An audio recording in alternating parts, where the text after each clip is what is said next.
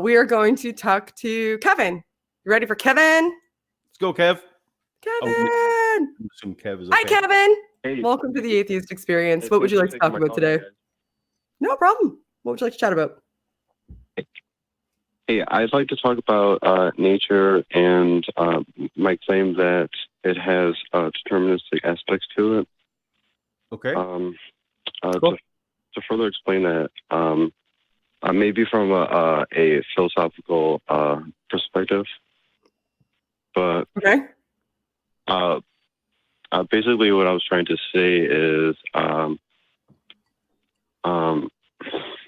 the reason why nature has a deterministic aspect to it is because I believe that there is a consciousness, an overlaying consciousness that regulates the universe.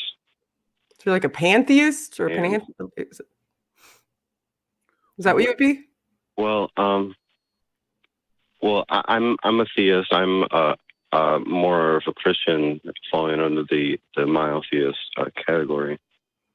But How do you comport that? Okay, now I have questions Reason- because how do you comport a monotheistic perspective of God, and the Christian God especially, with him simultaneously being consciousness and every atomic particle of the universe having some form of consciousness? Because then wouldn't we all simultaneously be God through the constitution of our material affect, because every component of us is God's consciousness? And isn't that the opposite of determinism? That's the opposite of what I think of. Yeah. I'm a determinist. Right. So I don't know if we're on the same page, well, Kevin. yeah, Maybe you can- that's Go ahead. kind of where I was going with this, because it is a seemingly kind of overplayed saying that humans are made in the image of God, but our consciousness is an example of that. And Well, I'm to how further so? that a little Thank bit, God. Oh my gosh, you totally picked the wrong day if you want to talk about consciousness, dude. Like, how is our consciousness an example of godliness? For real, though. Well, it has to do with something that I was close to agreeing with you guys on about. Now, correct me if I'm wrong, because I don't want to straw man, but Okay. it was an idea that I was close to agreeing with, that humans are kind of like animals in the respect that We're animals. we have to go through living through the pressures of everyday living. But human Well, I mean, we are animals. I'm sorry? We are animals. The reason why I kind of turned away from that and didn't exactly agree with that is because while just like the human has to react to everyday living just like the animal, we're able to, our consciousness is proof that we can override that. Override what? What do you mean override what? Well, I kind of skipped around a little bit, because I'm sorry to say this. I kind of skipped around it because I was trying to say that the universe has a symbiotic.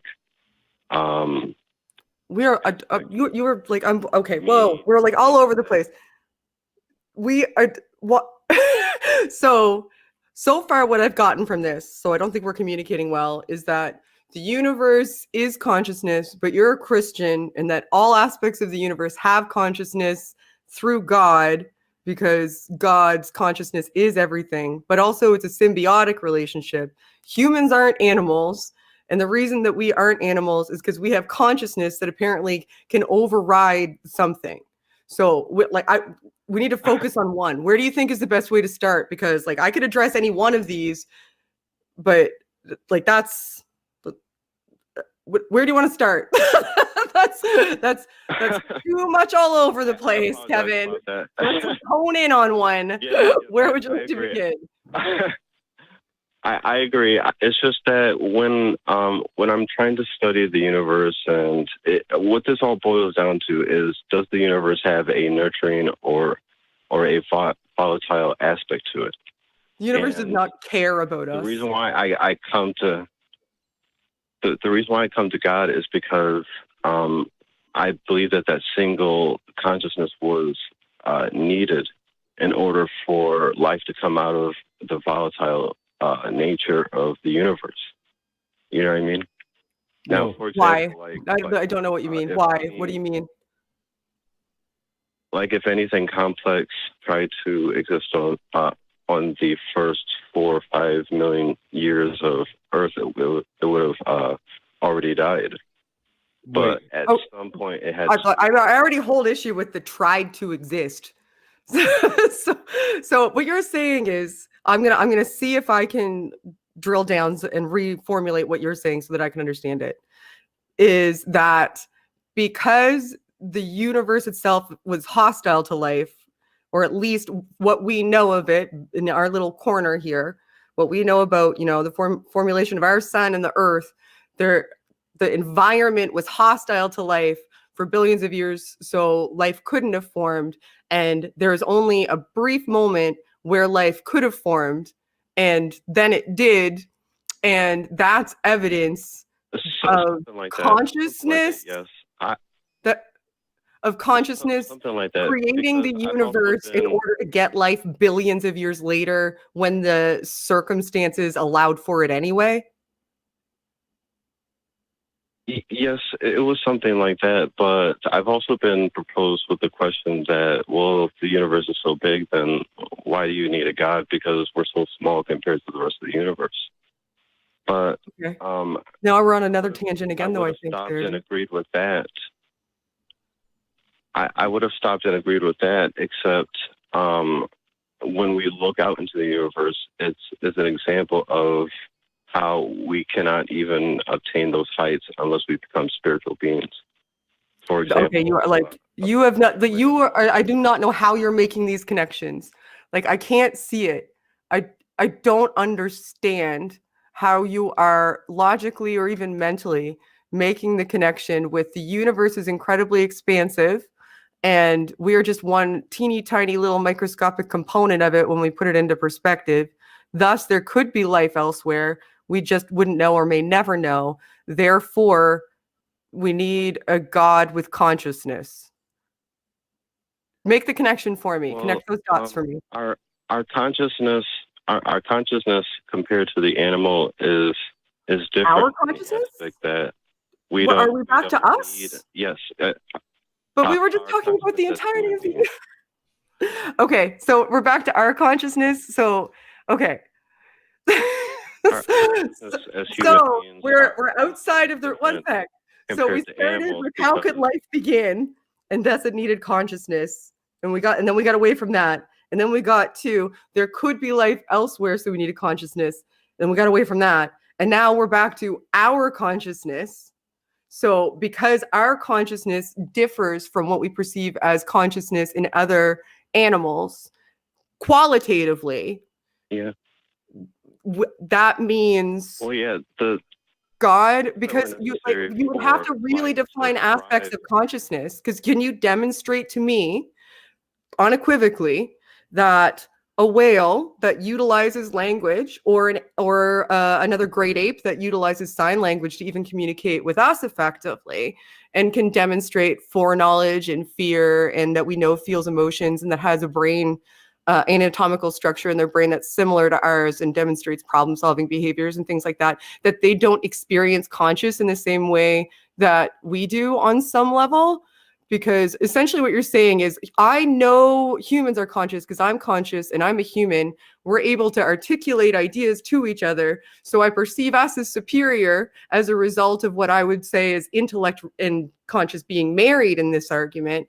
And thus we deviate from animal species and are exceptionally special. And the only way to account for our specialness is that we were made by someone special who wanted us to be special too. But then you're also ignoring that there are many, many other animals who have what we would easily describe as consciousness, maybe not self-awareness and language in the same way that we have, if those are the things that you're talking about, but would definitely count as being conscious, especially if you go back to the beginning of your argument where everything is essentially resonating with consciousness because everything is God and God is consciousness. So like your argument seems self-refuting all over the place. We're like everywhere. Well, we're only different in the aspect that human consciousness doesn't need a symbiotic relationship. Okay, so if the height of consciousness on Earth, if worms were the most sophisticated thinkers on Earth, would you be okay with naturalistic explanations up to that point?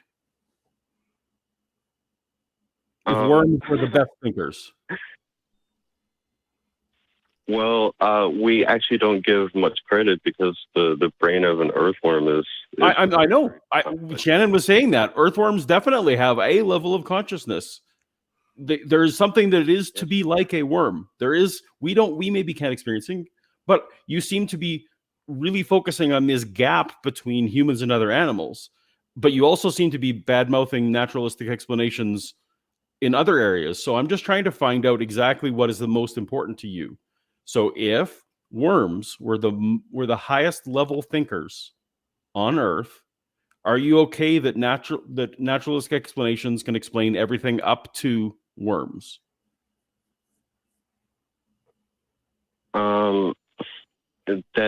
That all depends on the extent of what these worms could do. No, they can't do anything different than today. They're just worms. Well, then no, not at all. Then okay, so then that consciousness isn't the most important thing to you about the evidence for God. There's something else prior to that. Because it's much deeper than that, because our consciousness actually gives us the ability to express according to the pressures of the body, having overridden but you would agree, right, that of everyday living that we go through. If you're a Christian, up until day 5.5, there were no humans, right?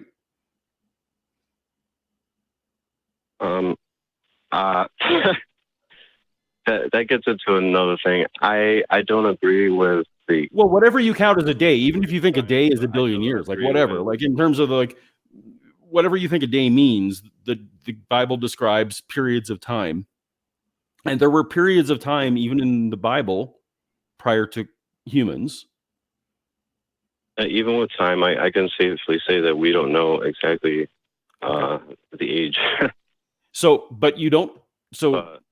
you don't think that naturalistic explanations work up to a worm, and so then I just don't see how consciousness is your main argument. You're just throwing stuff against the wall as best we can tell to see what sticks. Yeah, and at what part in our evolutionary history, if you believe in evolution, because it sounds like you believe in deep time, would we have, what iteration of us did God go, that's the one? That's the one.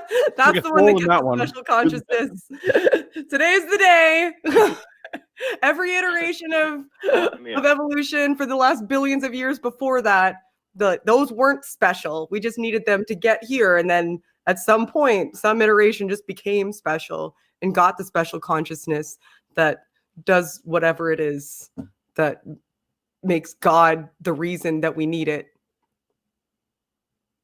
Yeah, I mean, looking at the universe, there was 3 positions that I began with. That the universe is either volatile, indifferent, or nurturing, and it just seemed like it was simply unfriendly to life. But under those extreme circumstances, we've seen life pop up here and there. And you just said we can't know certain things. So how in the world are you getting to the universe was hostile to life?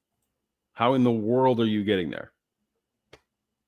Because things in the conditions that life had to arise, it had to have been just what it needed to arrive. You know, but you don't have the purview of the entire universe, though. And Kevin, we've got all the way from the beginning of time to us existing now, and I still don't feel like we keep bouncing back and forth. So and there are other callers waiting in the queue, and we've only got about 15 minutes left. So I am going to let you go now, Kevin. But feel free to call back, maybe listen back to this and see if we can hone in on any one of those 35 to 40 things that you brought up in rapid succession, going back and forth, and we can examine one of them more clearly, maybe, and that might be a more productive way to chat. But I do appreciate you calling, and thank you, and have a good rest of your weekend. Thank you very much. Have a good day. Bye.